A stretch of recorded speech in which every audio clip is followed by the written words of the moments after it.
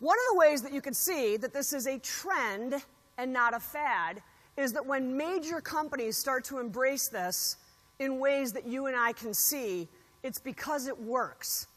So, 40% of people who are 18 to 35 have 4 or more tattoos. Not a tattoo, we're talking 4 or more. The percent who have a tattoo is 62%. So the vast majority of an entire generation actually have ink.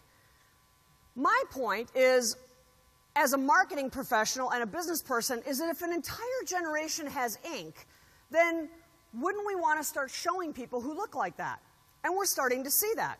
This is a billboard for a bank in Philadelphia, East River Bank. And it says, Philly's most advanced neighborhood bank.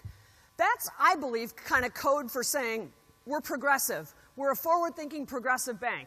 And it makes sense because their locations are in the city center where they're likely to have a lot of young urban people who are their customers. So if your core customers are young, urban professionals, maybe they're single, etc., they're out and about, then it makes sense that this woman's haircut is kind of edgy. But my point is, look at her left arm. Her left arm is an entire sleeve of ink. And this is a bank. Banking is one of the most conservative industries there is. So when a bank is putting out a billboard that has a woman with ink down her arm, I guarantee you it's not because it's driving customers away. It's pulling customers in because they look at that and they say, you know what, I relate to that. That looks like me. People want to see the real. We don't really want perfection anymore. We want authentic, and we want images that we can relate to. There is a reason why every ad that you are ever going to see in your life for retirement financial services features people with gray hair. It's because at that stage of your life, that's what you relate to. So, anybody see the Cheerios ad last year on television? The Cheerios ad with the interracial couple? So if you haven't seen it, it's an interracial couple, a black dad, a white mom, and an adorable little girl. And the little girl says, Mommy, why do we eat Cheerios? And Mommy says, because it's good for Daddy's heart. And then the little girl goes into the living room where Daddy's sleeping, and she dumps the whole box of Cheerios on his chest, because it's good for his heart.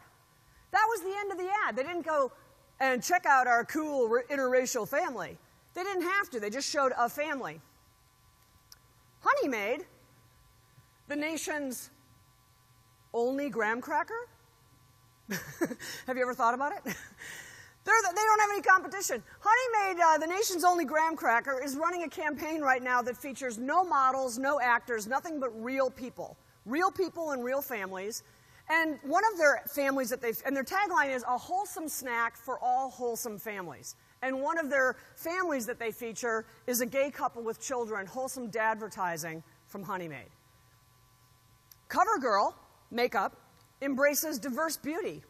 They have their first Muslim model now, because if you're an observant Muslim, you cover your hair.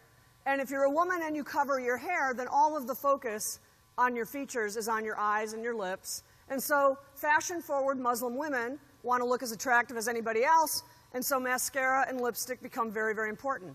CoverGirl also has their first cover boy, and he has YouTube tutorials, and he wears way more makeup than I do.